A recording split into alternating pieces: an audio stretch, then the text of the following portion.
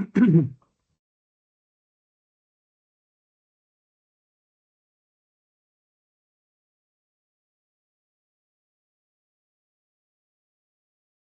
morning, everybody.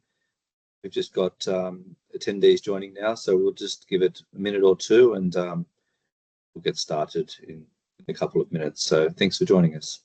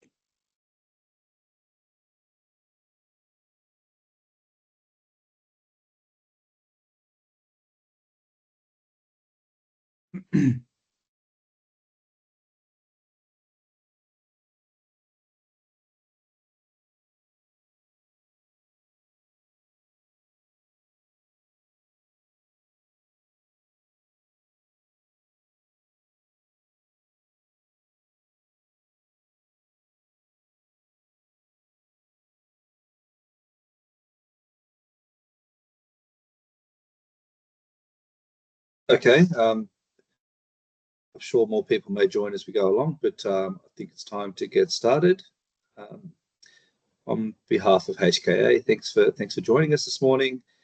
The purpose of the webinar is just to introduce you to our CRUX Insights report that we produce. It's an annual publication that HKA produces, and it pulls together a lot of information that we see on our engagements across the globe. And each year we try to look at trends and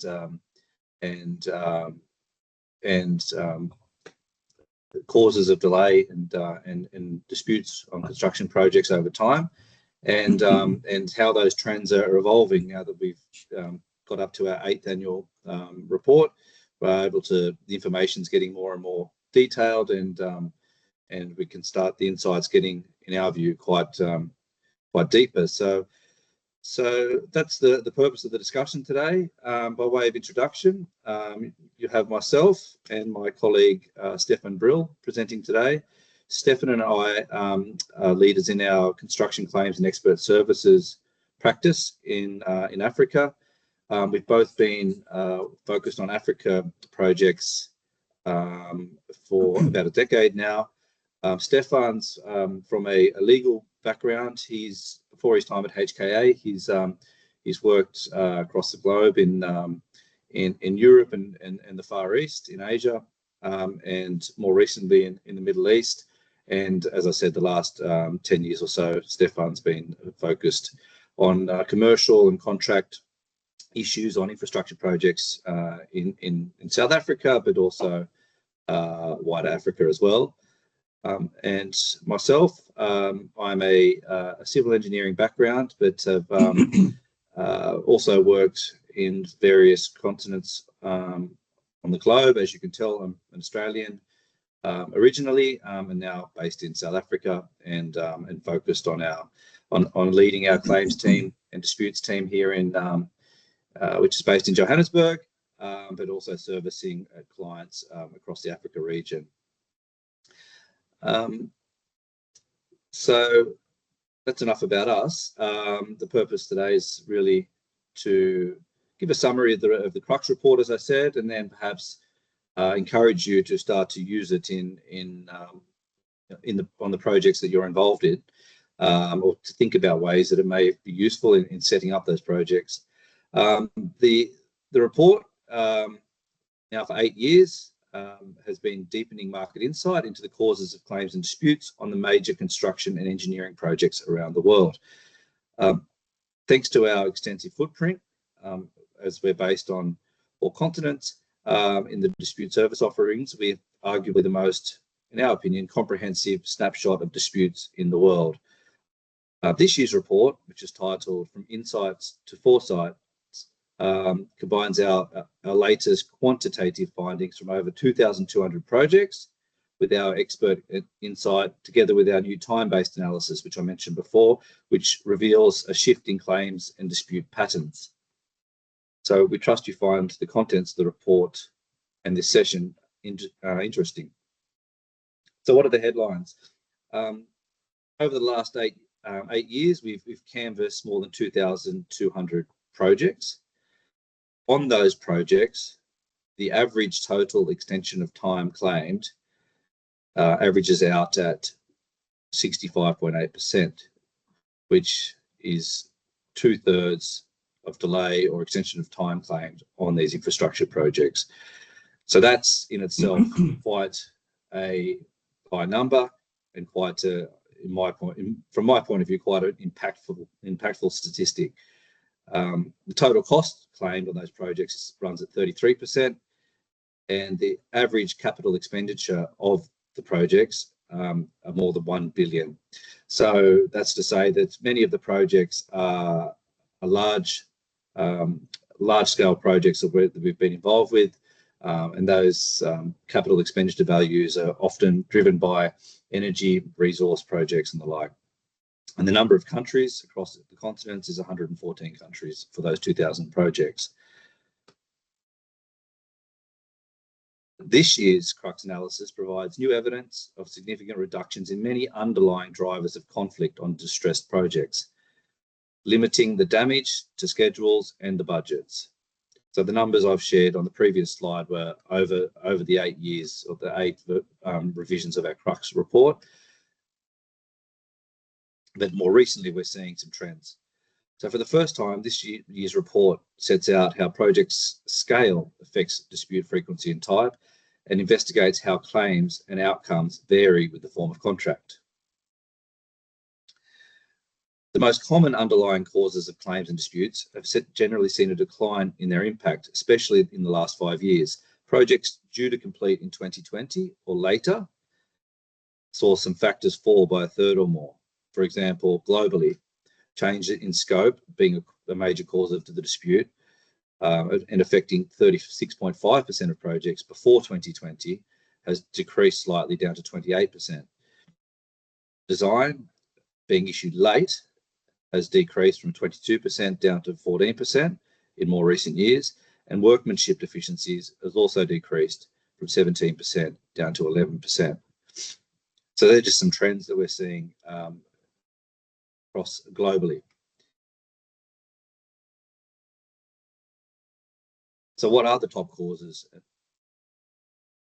So the change in scope we see on every continent is continues to be a major cause or a major factor which leads to infrastructure disputes. Now, next, 2, 3, and 4, we call the triple whammy of design issues. That is, design being incorrect, 3, design information being issued late, and design being incomplete. And I'm sure most of the people on this webinar have had personal experience with that. And globally, the 5th top cause is workmanship deficiencies.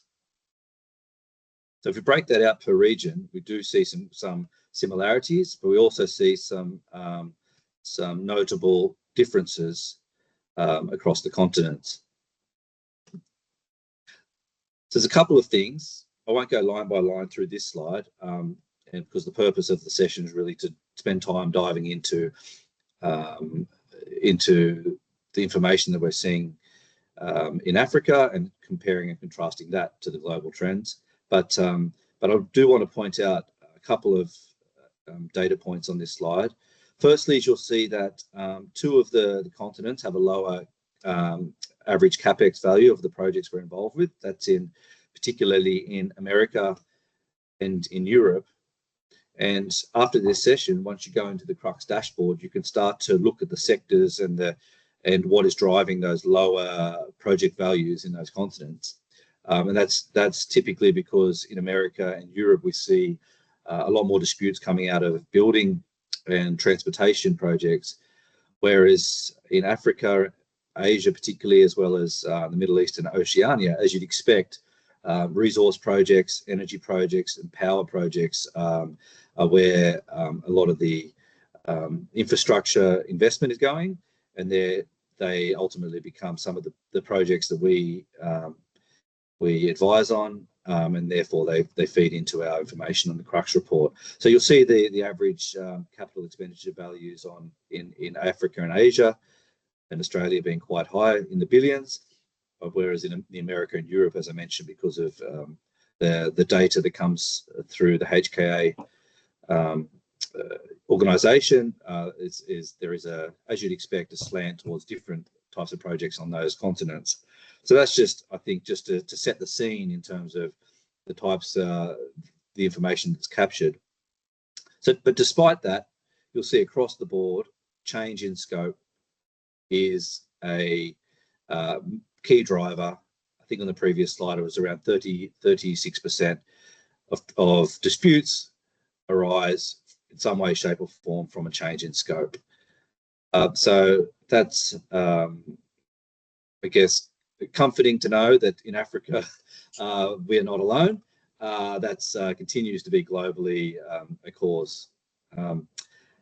There's another thing that I'd like to point out is if you look at the Africa top three causes around access to site and cash flow issues, they are a feature of the disputes landscape in Africa, but they don't necessarily feature on the top causes on the other continents. For example, Europe and the Americas, they're not top causes, and I guess that raises questions as to why access and cash flow issues continue to be a heightened cause of disputes in Africa. So that's a quick summary of the 8th report across the globe.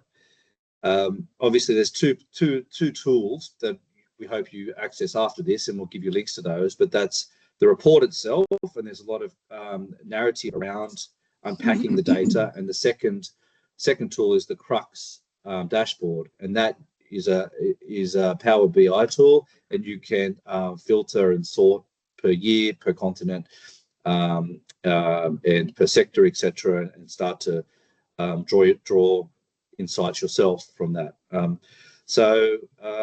Yeah, I'll hand over to Stefan now, who's going to just focus a little bit more on the Africa-centric data, and I'll come back on some issues later on. Stefan. Sounds good. Yeah, so focusing on Africa, if we go to the next slide, Tim. There we go.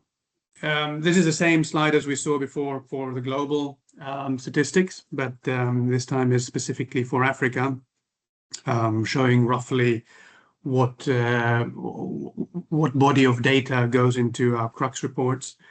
And ultimately, the African stats are bigger on power utilities, energy and natural resources, as Tim mentioned before also, whereas in other regions, we see more project data around buildings, transport, and infrastructure.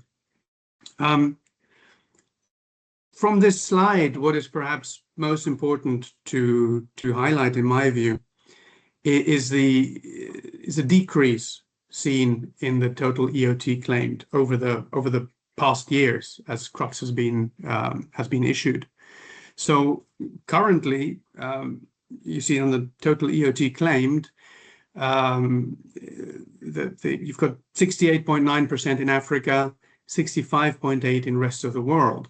So they're pretty much on par at this stage, whereas in 2023, and I've got a little box I've added down here, it was 83% versus 66%. So there's not much movement in the rest of the world, but for Africa, there has been a significant movement from almost 70% from 83% to almost 70%. So that shows a very interesting trend in my mind, and talks to the point that Tim was making earlier, that there seems to have been a shift after 2020 in terms of seeing a betterment in the overall picture of disputes and claims resolution. Sorry, can you just go back? Yeah. As the total cost claimed, that has also seen a slight reduction in the Africa figures. It's gone down from 63 to 58. It's nothing major, but the trend seems to be going in the right direction as well. So that's positive, and let's see what next year's data shows us, and if this is going in the right direction. I mean, regarding the EOT claimed, in any case, it is still very high. So irrespective, it is still something that needs attention. It needs dealing with, addressing. But yeah, as I said, it's been a significant reduction since 2023, as I have down here in the box. Okay, next stage, next slide. So this shows roughly the projects that go into the CRUX data set. Bigger circles entail more projects than smaller circles. And as you can see, it's throughout Africa, really, except perhaps the Central African region, which we haven't been that much involved in. But outside of that, we've extracted data from a whole lot of projects over the years. There is a divide. As in this presentation, we're showing Africa as a whole, but we could dive deeper into North and South and East and West Africa. For example, there is somewhat of a divide between North and South Africa, where, for example, skill set and experience issues are more prevalent in the South than in the North. I think there's like 31% are affected in the South versus 18% only in the North. And similar statistics are in terms of site and workforce restrictions. So yeah, this gives you an overview of the projects, the geographical locations of the projects that we are dealing with. Next slide, Tim. So as Tim showed the global top causes of claims and disputes, I'm focusing here on the African top causes. So they're ordered from 1 to 5. The percentage refers to the number of projects that have been impacted by this cause. And one sees a clear commercial, that commercial and logistical issues outweigh the technical issues. And this is something that goes into the next slide, which we can probably bring up now already, which compares Africa and the rest of the world. And I think this one is perhaps even more interesting than the previous one. So basically, this shows, the top causes in Africa versus the rest of the world. And well, the key difference is not the existence of problems, it's the origin of the problems, as in what kind of problems are prevalent in each region. So what we see here, as Tim has been touching on as well, change in scope, that remains the universal cause for claims and disputes. And we will go into each one of these in a moment. So this is just a bit of an intro. So change of scope is a universal top cause of claims and disputes. And I think here what we can pick up is that while in the rest of the world, the disputes are often driven by what happens inside of the project. So change in scope, design.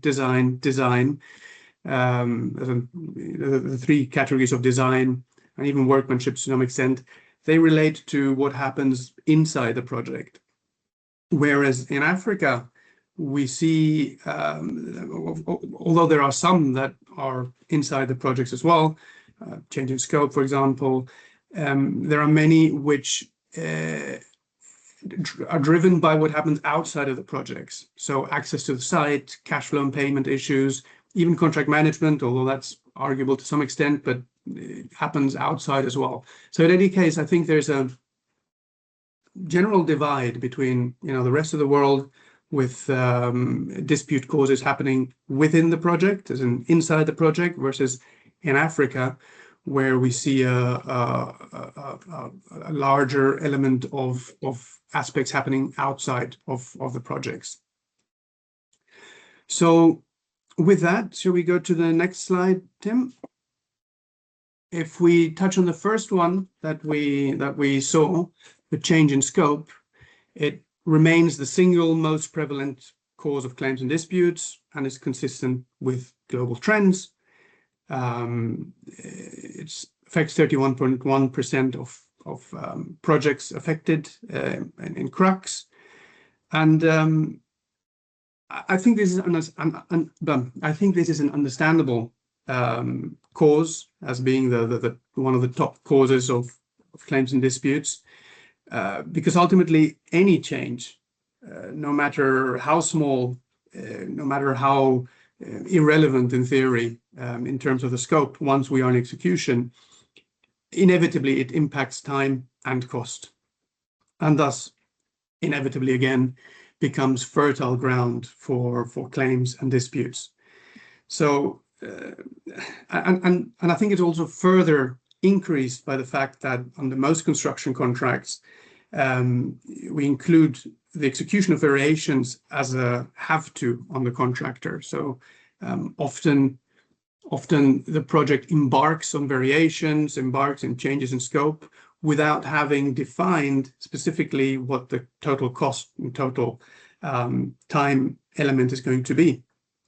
And that entails necessarily that the employer enters into this world of change in scope with almost blindly as a start, or basing it solely on his own calculations. Then later on in the project, when the costs are presented by the contractor, that is when the conflict starts. And that's I think inevitable to some extent.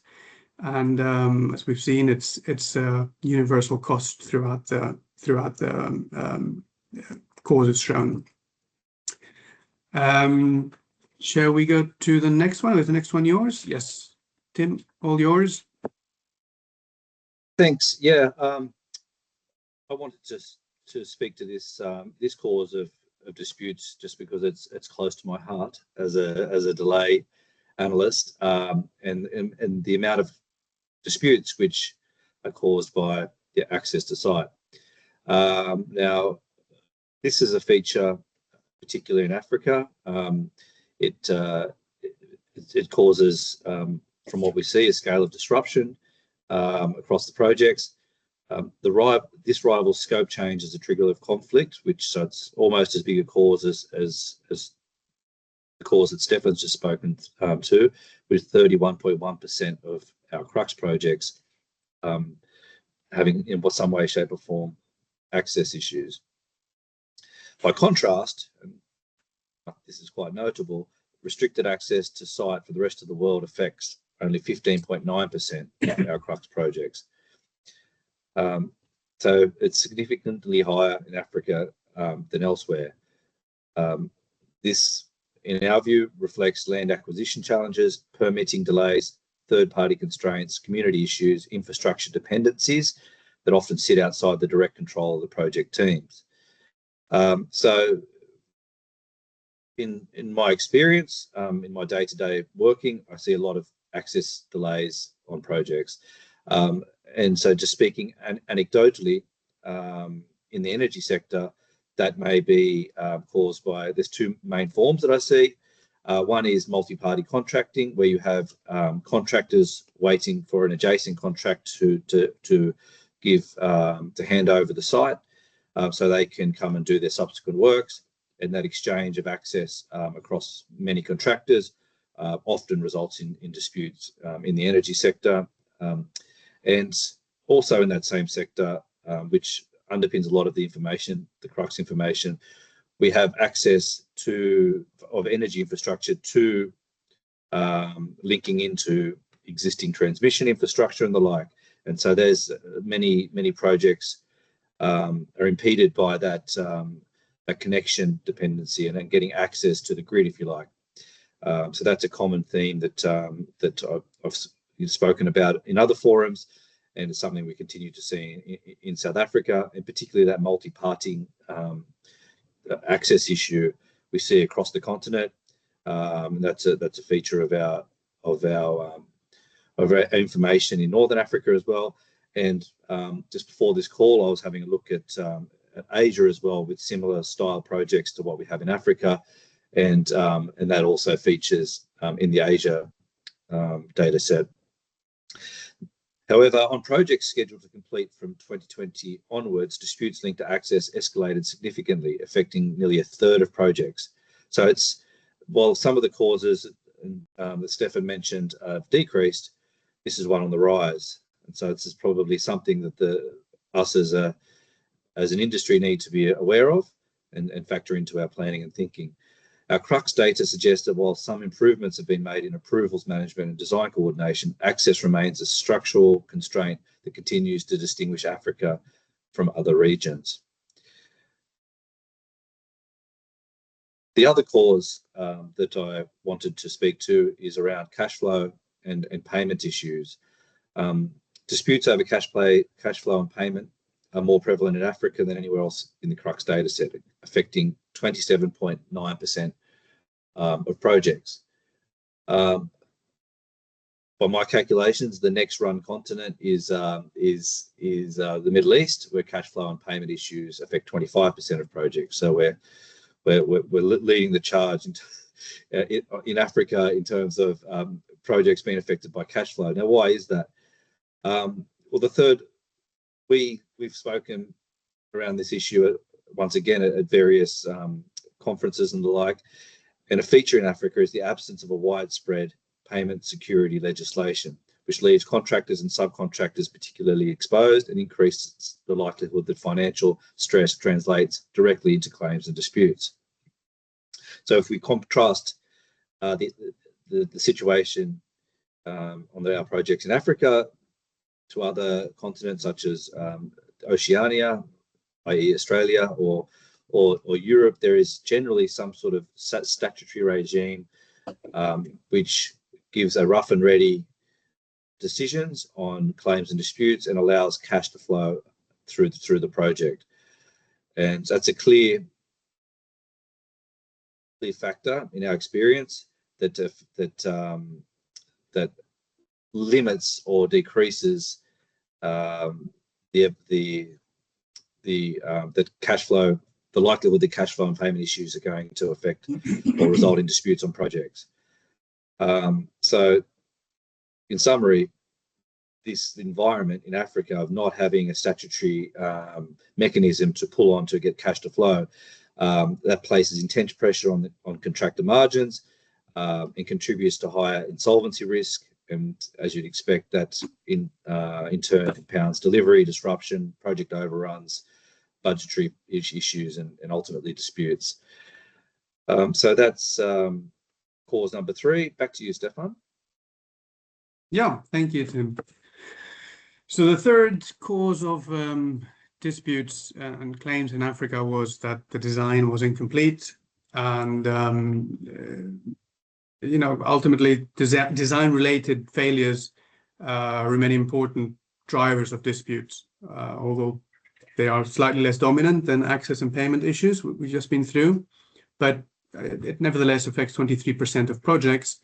And what we have noticed is that often these design issues, sorry, I've got this window opening here. Often these design issues occur due to project haste and the desire to speed up the build and reduce upfront costs. And I've got here a quote from a previous CRUX edition, I think last year's or the year before, I'm not sure, that talks to that in my mind. You know, it said that what was found at the time was that the consequences of the haste to start and press on with works plays out in various ways across sectors and regions, but are commonly negative. So this haste that permeates the projects ultimately results in these design issues coming up later down the line, and you know, to some extent they eat up those savings that were made by initiating the project earlier. So yeah, it's an important matter to I think close as far as possible before embarking on a project.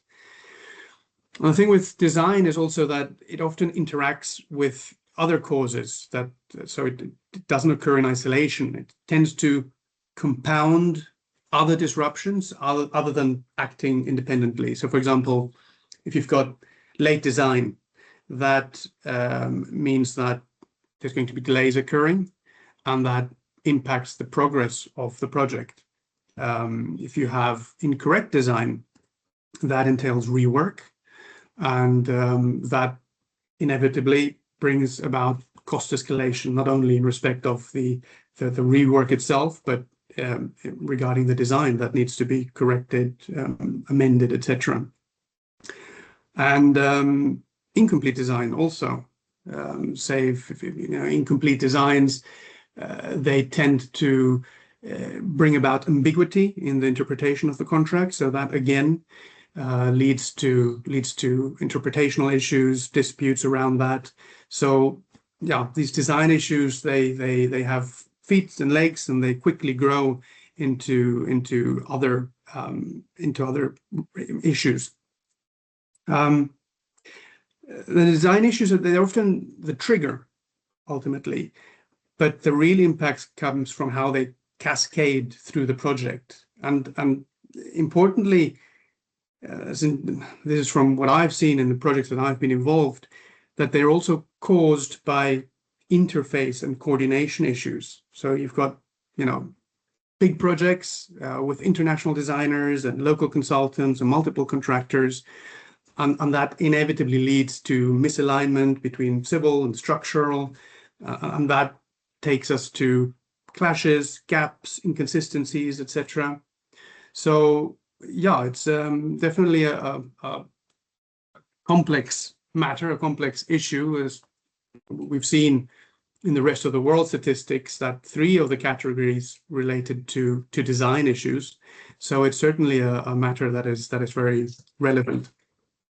Then also, you know, scope evolves during the lifetime of the project, and that blurs the line somewhat between what is a design issue and what are variation of scope changes. So that is perhaps not entirely clear.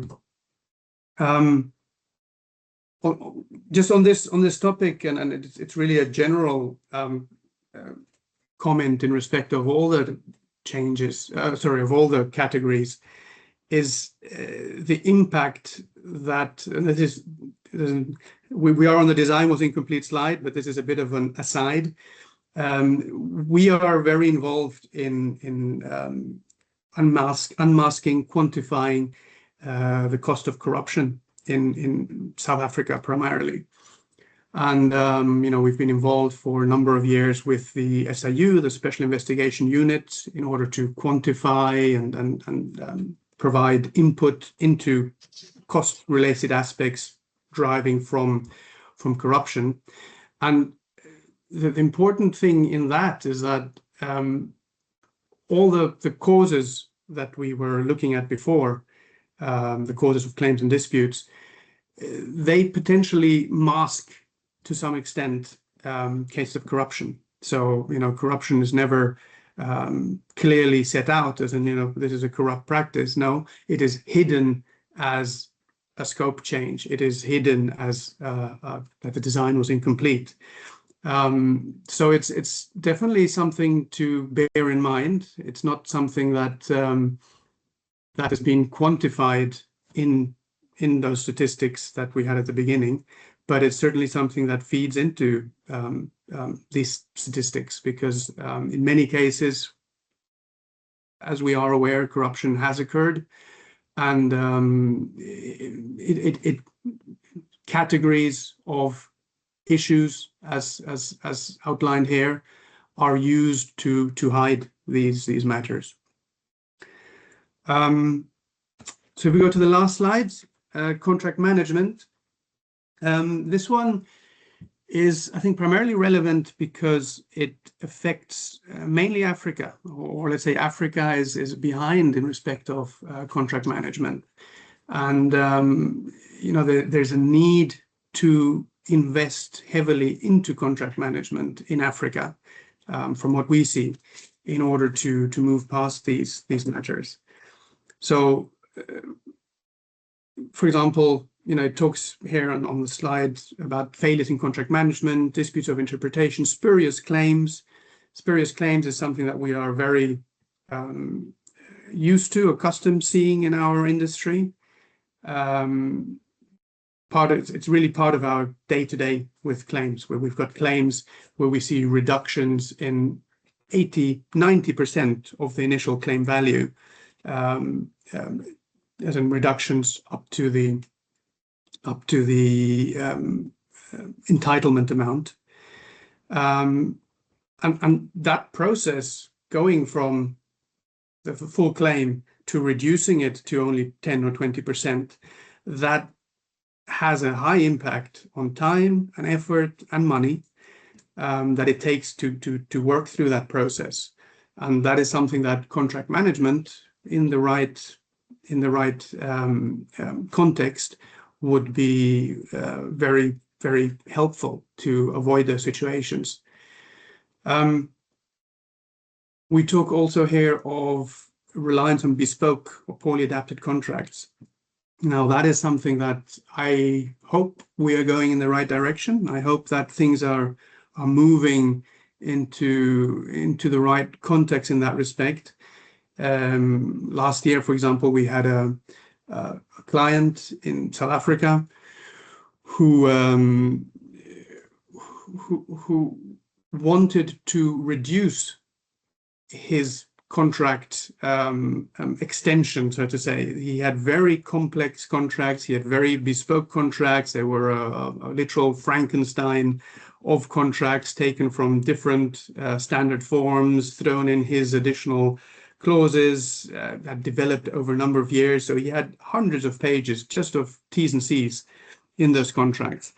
And he brought us in, as well as others, in order to try and streamline that, because these contracts, as they were having an impact on cost in respect of the projects, as in contractors had no option but to increase their cost contingencies to potentially deal with the uncertainties, unclarities that came through in these very confusing contracts.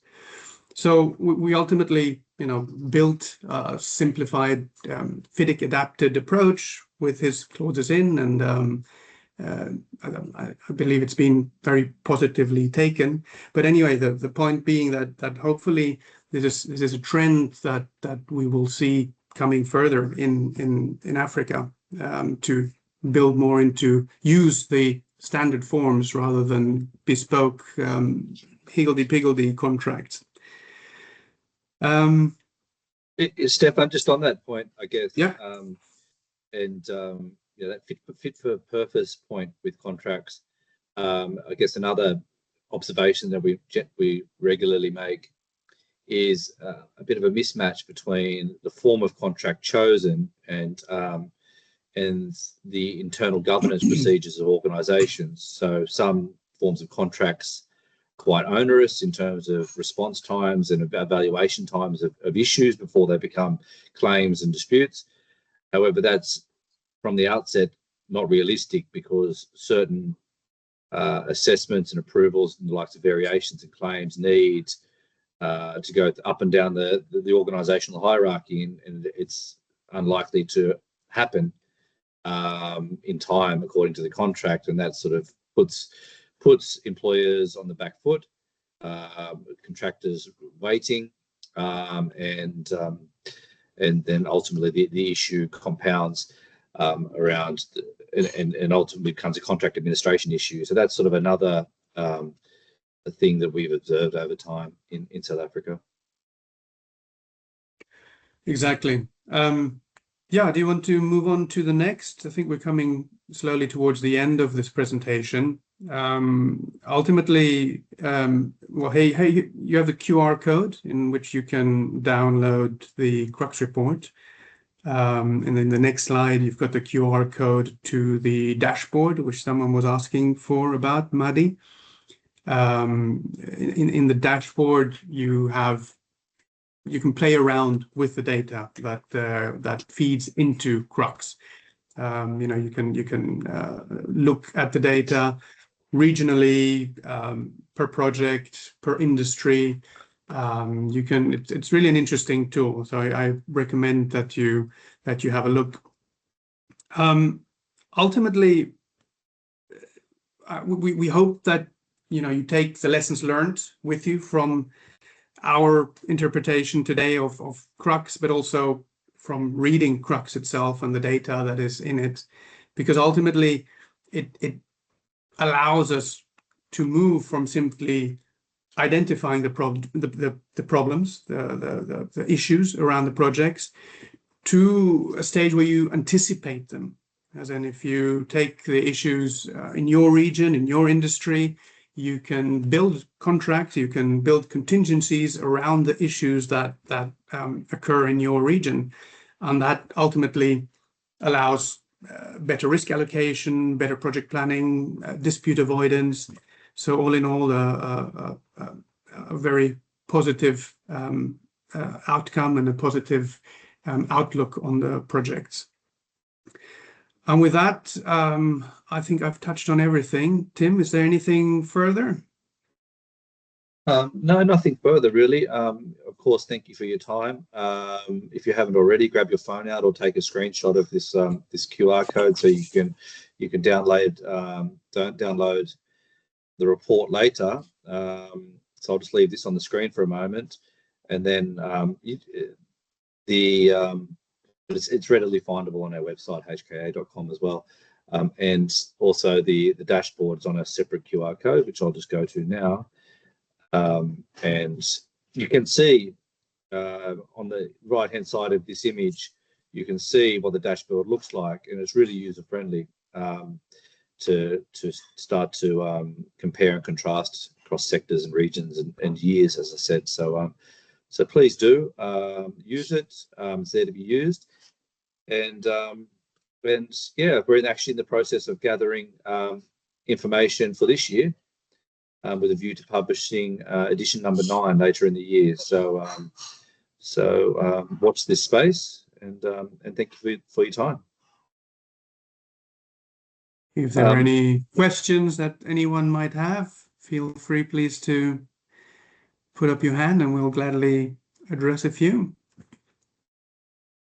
I've just opened, Stefan, just the Q&A box. Thanks, Marty. Obviously, anybody's welcome to add a question into the Q&A box there, but it says, is there any analysis or data available regarding the root causes of scope changes and their main drivers? Well, there's just based on experience. I don't believe there's further data around the causes. Obviously, you'll be able to look at which sectors, whether it be energy or resources, this scope change issue is a feature. But in terms of why the scope changed, well, I guess there's two main reasons. There is a deliberate change of the goalposts by the client, whether it be a redesign which is required or requested, or the scope may simply change because of gaps in the design information or it being incorrect and necessitating a scope change. So they're the two primary causes from what we see. I'm not sure if we're able to split out the overall percentage into those two limbs, but that's in our experience. That's the main drivers. I don't know if Stefan, if you have any thoughts on that question.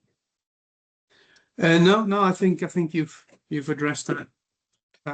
You've addressed that. I see a hand being raised. I'm not sure if you're able to speak. By all means, Altus, go ahead. Hi, Tim. Guys, yeah, firstly, just thank you very much for this insightful presentation, summarizing it quite well, and I'm taking away a lot of lessons learned from this. First question, would this summary also be available to the attendees? And then secondly, I think before I go into technical stuff, will we be able to get this slideshow from you guys, or how would it go about? Yes, certainly. I think that's the plan. We'll following this call, we'll grab the attendees list and circulate the slides. So there's no problems with that. If you haven't got it by day's end, Altus, just pop me an email and I'll get it to you directly. That's not a problem. I'll do so. Thank you. Then, Stefan, you mentioned with regards to contract management that the sense, or from what you've gathered in the report, that there's a bit of a, and you called it, the contract management is behind in Africa. On that basis, from which perspective is that? Is that from holistically looking at both sides of the fence in relation to contractors and employers, or is it predominantly from one sector to another? My personal experience is that the contractors, on the basis of the very bespoke contracts, don't necessarily understand the intricacies, or the contract managers at least for that matter, due to the fact that they're not part of the negotiations. There's a team that negotiates, and then there's a team that executes the project. And there's a lack of communication between the two, and that's where there's an Afrikaans saying, "Die pap val op die grond," where the porridge falls onto the ground. So directly translated and very loosely. But yeah, that's the sense that I got, is that there's a bit of loss of translation between the negotiation teams and the actual contractual execution teams. Yeah, I couldn't agree more with you, Altus. That is something that we see often, and that I've also been exposed to. That you've got the tendering team, and they spend a year negotiating the tenders and so on, and then come execution, you got a brand new team flown in or dropped in, who then deals with the execution issue, and there isn't contact between the contract managers in execution with the ones in tendering. And that is certainly a big fault, a big problem.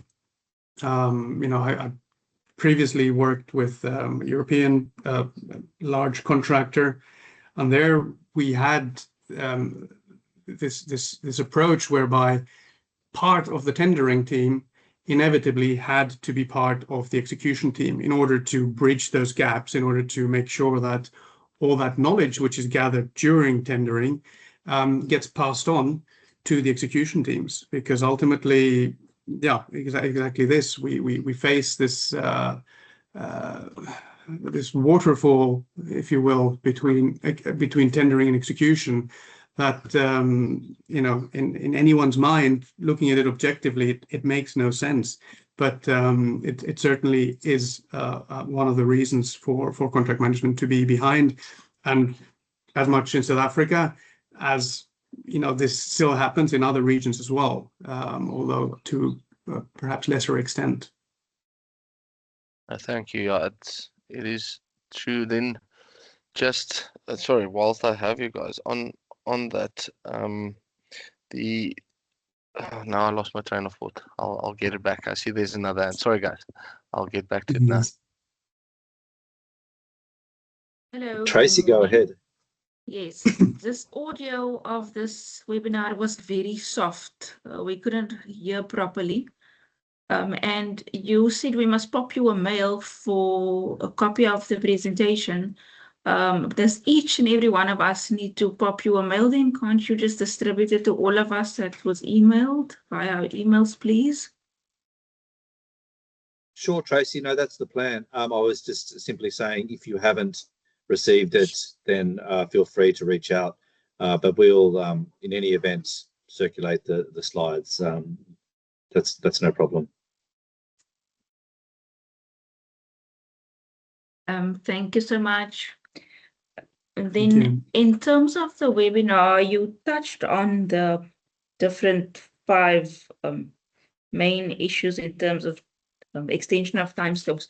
But in terms of the African context, if you could maybe elaborate on how to go about and mitigate these things, specifically the ones that have the higher percentages, the 34 and the 31% change in scope. Give us practical situations on how we can then, during our design or feasibility or planning stages, mitigate these risks. Please, I would appreciate more detail on that and how we go about it. It's good to see the stats, but how do we implement precaution or cover these risks in future so that we don't get there? I mean, Steph- sorry. No, I was just saying that you're right in that this presentation is purely about the causes. It's less about the outcomes and what to do, because that in itself would probably be a whole other session that deals with you know, how to deal with each one of these.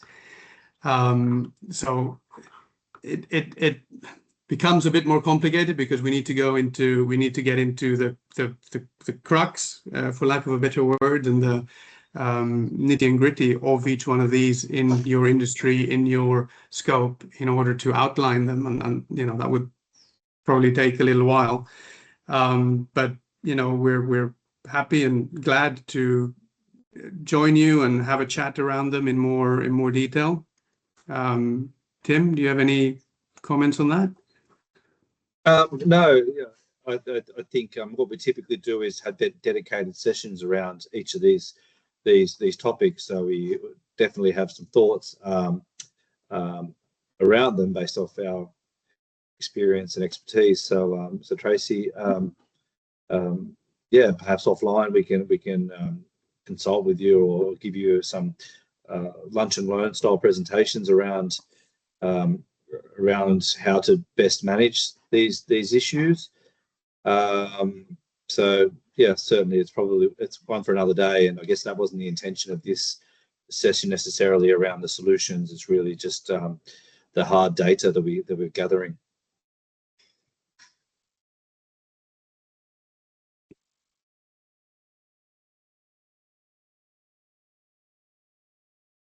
We have another hand up from Ismail. Good day to everybody, and thanks for a very informative presentation. From my side, I noticed one of the things is a huge proliferation of bespoke contracts.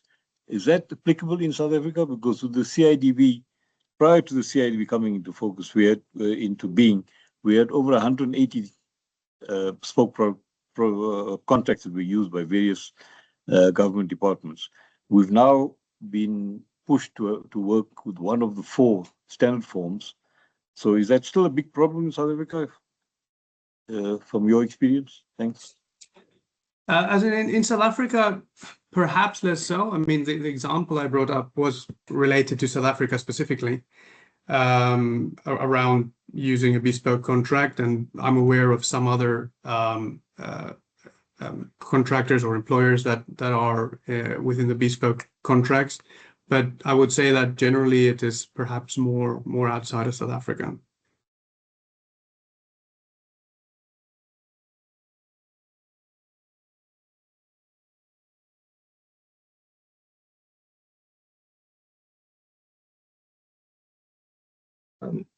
Okay.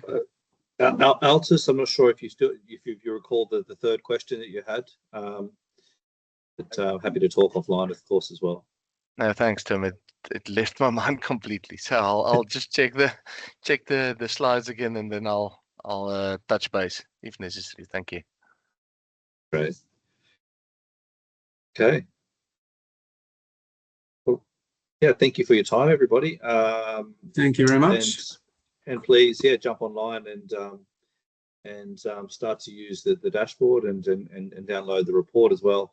We look forward to our next session, hopefully later in the year with a fresh edition number 9, and hopefully speak in the meantime. Thank you. Thank you very much, gents. Cheers. Thank you very much. Bye-bye. Thank you. Bye.